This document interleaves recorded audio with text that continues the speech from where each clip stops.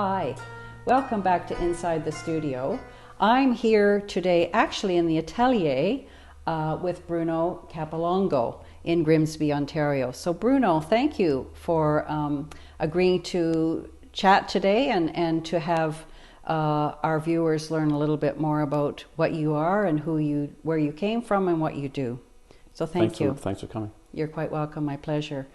It is a beautiful atelier, I must say, and your space is remarkable. And I wanted to focus a little bit on you as an artist and your journey, your artistic journey. And perhaps we should start with your childhood memories of being an artist and how your parents supported you as a child. Okay. Well, at first they didn't, because most parents, when they hear that you want to be an artist, it doesn't sound like a reasonable career choice, right? Mm-hmm. But it wasn't until, I got my first commission at age 12 from a public school. But even at that point, that didn't do it. It wasn't until, years later you start winning awards and start selling and more recognition. And eventually they warmed up to it. And so it's one of the reasons why before I was 20, I think I was maybe 16. They actually built a studio for me. Wonderful. Which was great. Fantastic. So, commission at the age of 12. Yeah. What do you remember what it was? Yeah, sure. It was the outgoing art teacher of the elementary school where I was going, actually, and he was much loved, and he seemed to appreciate me at the time, and so they thought it was a good idea for that to be his grand gift. So they had me do a painting for him.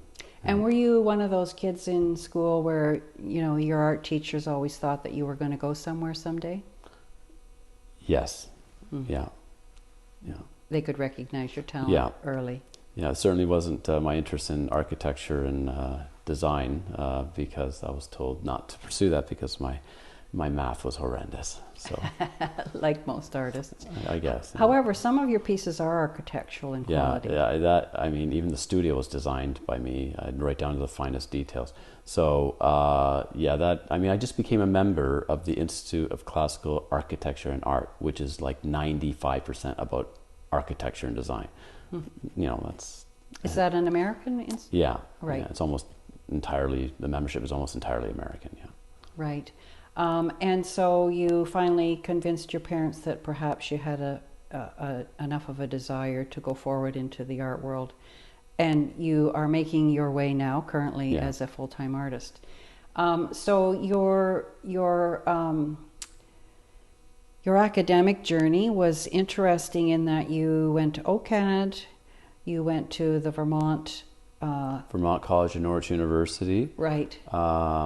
And DVSA between high school and the Ontario College of Art. Actually, I was accepted immediately into the Ontario College of Art and Design, and I chose to do my foundation studies more locally. At DVSA? At DVSA. Which is Dundas Valley School of Art, for those people that don't know about that. Yeah. You know why? It felt like an art school. OCAD. It's a great school. OCAD did not feel, it felt like it was actually, it was designed by people who designed hospitals, and it kind of felt like that at the time. Well, not anymore. Not anymore. No, not with the new edition and all that. No. And did you have some faculty members that were inspirational for you during those really formative years of your development?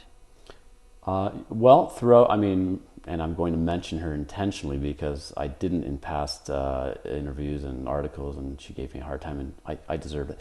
Maria Gavinkova at the Ontario College of Art actually was one of the most influential people, and I'll stick with her in particular because like a lot of art students, I wasn't sure whether it was worth doing this or that, and she challenged me. She said, you should try still life. And I said, what can you say with an apple? And she gave me a nice talk. And she said, every single problem that you encounter in painting the human figure or anything else, you encounter in painting fruit. And wouldn't you know it, years later, I became a still life painter. And most of what I've sold in my career, when you add everything up, still life. What did she mean by that, Bruno? So she was talking about form and shape and Everything, yeah. and Texture, and color, line, right. composition, format, size. I mean, all the elements of design For sure. that are considered for any painting are also considered, and all the challenges, technical challenges in a painting that you encounter in a figurative painting or whatever, they're all there. And, you know, apples are really affordable models. They're not unionized. Or, you know what I mean? You know, and you can always eat your setup when you're done, so that's always nice too. So. That's terrific. Yeah. Well, there always usually is a good coach along the way. Yeah. And so, what were you doing in Vermont at the school in Vermont? So I was already, you know, I had just less than a year before I got married. So I was fresh out of the Ontario College of Art.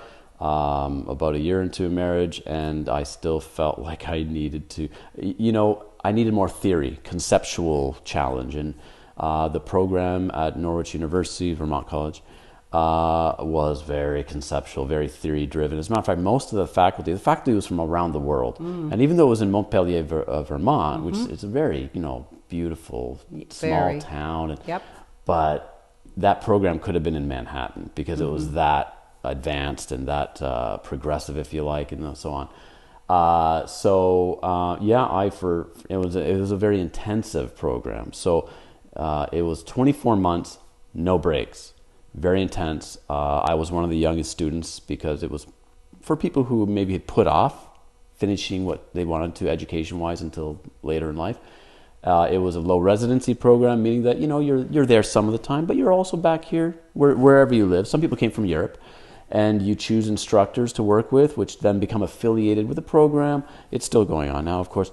And then you get to work with hand-picked instructors or professors in your region, your home region. And then you go back there for residencies as well. It was good. And it was something, I guess, I needed that to say that, you know, I did that. I didn't do it for the master's degree, you know, the fancy paper on the wall. I did it because I wanted to deal with some challenging issues and hot button subjects and just a lot of theory and conceptuals. And a totally different feel, as you say, from OCAD in many respects. Oh yeah, right? Yeah. And so because that particular part of the country is so beautiful and atmospheric, did some of those things that you were learning at that time translate into what you're doing today? So for 2 years, I mean, a lot of the work I did is very different from what I'm doing now. We won't get into it, but it's some of these things are still with us. I'm you know, sure. The largest piece I did is actually in the collection of a public gallery. It's a very dark piece. It's strangely appropriate for the time we're going through right now. One university president called it prophetic. And what year was it's that? Called Soul Cages in 1999. Okay. And it was a diptych, like almost 90 inches high, and dealing with a lot of people in a city walking towards the viewer, and mask-like faces, barcodes on the head. Very dark, very sort of 19. What's the book again? 1980. 1984. With 1984. George Orwell. Yeah. Right. Yeah, very Orwellian. Right. Yeah. We're going to take a short break, Bruno, if you don't mind, and we'll come back in a few minutes because we have lots to talk about. Okay. All right. Thanks. So, Bruno, we are back to chat about what I find to be a most fascinating aspect of your work, and that is Kintsugi. And I wonder if you could share, please, the process, the meaning behind it, why you're attracted to it, and how you are doing such beautiful things here. Okay. So I didn't even know about Kinzugi until 2014. Oh. And it was, I actually remember, you know, when something happens and you remember it vividly. I opened an email, and there is an email from an organization that my work has been auctioned off to benefit the anti-trafficking, and they used a beautiful Japanese bowl that had been broken and repaired in the Kintsugi, because as an emblem of like rebirth, restoration, redemption, and also just on a technical level for me, I mean, as somebody who had been doing these multi-panel paintings as sort of an interim, because of this desire to bring abstract and contemporary and very traditional elements together, that was, you know, my method, using these very straight lines and almost like Mondrian, right? Mm-hmm. Mm-hmm. And then when I saw the Kintsugi, it's like, again, all these things just came together, and I said, okay, this is going to make a major impact in my work. And so since 2014, you know, my next solo show was all Kintsugi after that. And from then I knew that I've got many years of work here invested, that's going to be invested in Kintsugi, because there's so many levels. So what is Kintsugi? So the story is that in the 15th century, a Japanese shogun damaged some of his prized chinaware, and he sent it back to China to have it repaired. It came back stapled together, and he was dismayed. Like, how can this be, you know, the only way that we can do this?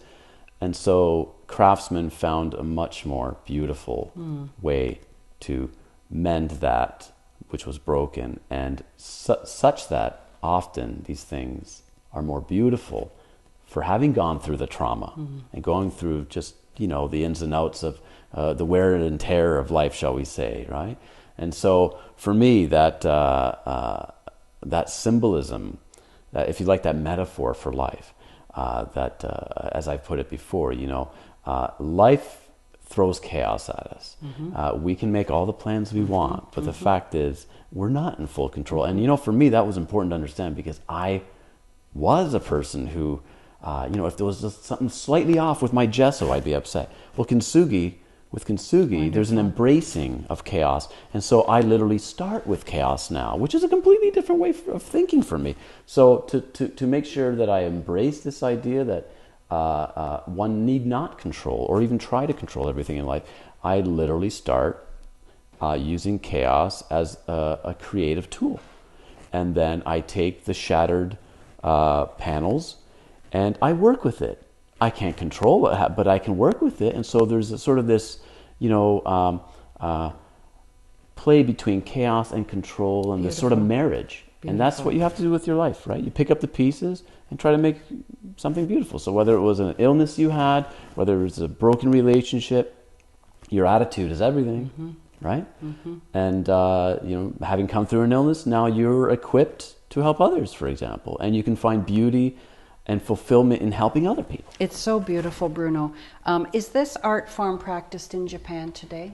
Oh, absolutely. I mean, it's the source of it. It is and you know, and we're just talking about the simple, of course, sort of stripped down. Of course. We're not even talking about the greater philosophy of Wabi-sabi behind it, which I'm not even probably, you know, qualified to talk about enough.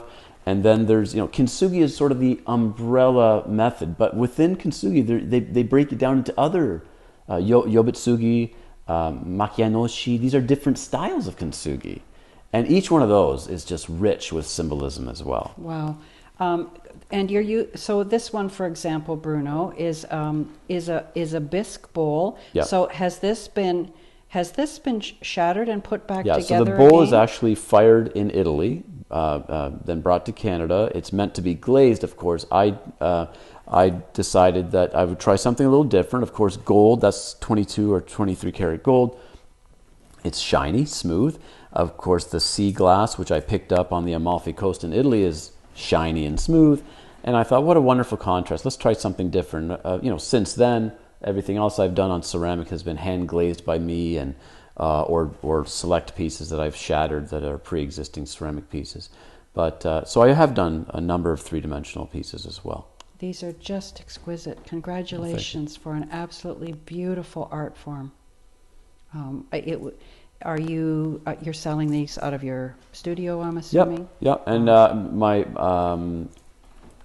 most of the galleries I work with deal contemporary art, and there's not one gallery that does not like to work with this. I'm sure. And the galleries, actually the two solo shows I have at the end of the year in October and November, actually going into December even, will be all Kintsugi and Kintsugi related and still life. In other words, almost everything will be either influenced by or actually be Kintsugi. And where are your shows, Bruno? So Studio 22 in Kingston, right across from the old Capitol building, right downtown. And the other one is Old Montreal at Galerie Blanche in I forget the name of the street, but beautiful, beautiful area. Absolutely beautiful. Before we move in another direction, I wanted to talk a little bit about your painting, because it's also exquisite, and I know that you're a perfectionist because I can see it in every aspect of your work. And what you're really doing is you're combining the love of classical with a very contemporary feel. This in particular is stunning. It is contemporary in a way, but this is at the George Eastman House in Rochester, New York. But in some of your other work, there is a, for example, your piece over there with a beautiful vase and the florals, and your background it's a combination of the contemporary and the Renaissance feel to it. So what is it about that aspect of combining those two things that you appreciate? I think part of it is just heritage, right? At the age of 12, I went for a very long trip. I should have been in school, but my parents decided to pull me out of school and take me to Italy. Awesome. And good for you. it was a life-changing experience. Good. And in what way, Bruno? We didn't just sit in some old family town, because my family does come from around Naples, Italy. But my father's restless. No, we were always on the move. And if we were driving and all of a sudden there's some Roman ruins, boom, out of the car, so we were just always, so I saw a lot in that 4 or 5 weeks. I saw a lot. And it just, it set me on a course, I guess. So, and yet we don't live in classical or Renaissance or ancient times. Some of us do in our minds. I know, and I mean the books I have and the things I look at. I mean, like I said, I almost feel like I'm living in the wrong century. But nevertheless, whether I was in one art school or another, I also loved pure abstraction. And very influenced. I mean, some of the work I have in a university collection in this case are two enormous 11 and 10 foot by 7 and 5 foot pure abstract paintings. And I've got a lot of abstract paintings out there. But in the 90s, I decided I got to do something about this. So I decided to go put aside pure abstraction, go towards representational, but find a way to blend them. And this has been an ongoing thing. I feel like Kintsugi has been one of the best things for me because it naturally blends them. Wow, Bruno. Well, I wish you continued success. I'm certainly going to be looking forward to seeing your shows. And I wish you continued success as everybody tries to maneuver through these times. Hopefully we are coming out the other end of things where people can continue to enjoy seeing art in the flesh as opposed to the virtual world. Can I just mention one more thing? Yes, of course you can. These paintings are in process. This is not a finished painting by any means. This is probably 30-40% into the process. Wow. Just want you to know that. Okay. Wow. But they're exquisite. So we will look forward to your shows. And are you open for people to come and visit you by appointment? Absolutely. Technically, people can just call me and say, "Hey, I'll be there in 5 minutes." That's fine. And quite frankly, people show up here unannounced. And before, rarely now during COVID, but it happens. And that's fine. I do have posted hours. I'm very open and to the public. Well, I can't imagine that there aren't many art lovers, fine art lovers, that wouldn't appreciate looking at your work. Oh, thank you. So thank you for doing this for me. A pleasure. Thanks. And Bruno, you do have a cause that's very near and dear to your heart currently. And can you explain what that is and why it is so important for you to want to share the message? Okay, and the Kinzugi is perfect because Kinzugi was what introduced me to anti-trafficking, human trafficking, and in particular, I mean, all trafficking is bad, okay? But the sex trafficking is especially vile in my mind because it is so invasive. And we're not talking about just losing your freedoms. We're talking about losing freedom in the most intimate way, right? So for years I've been benefiting Radanak International, which is an anti-trafficking organization founded by a Canadian, former RCMP officer in Canada. And more recently, I just had a Zoom chat with the YWCA in Niagara, and they have a safe house, and they've made it official. We have a problem, not just in all of Ontario. Niagara has because of the tourism and because of the casinos. I'm not blaming the casinos. I'm just saying we have a problem. So they're seeing more and more need and more clients, and they're literally saving and helping to restore these young ladies and women.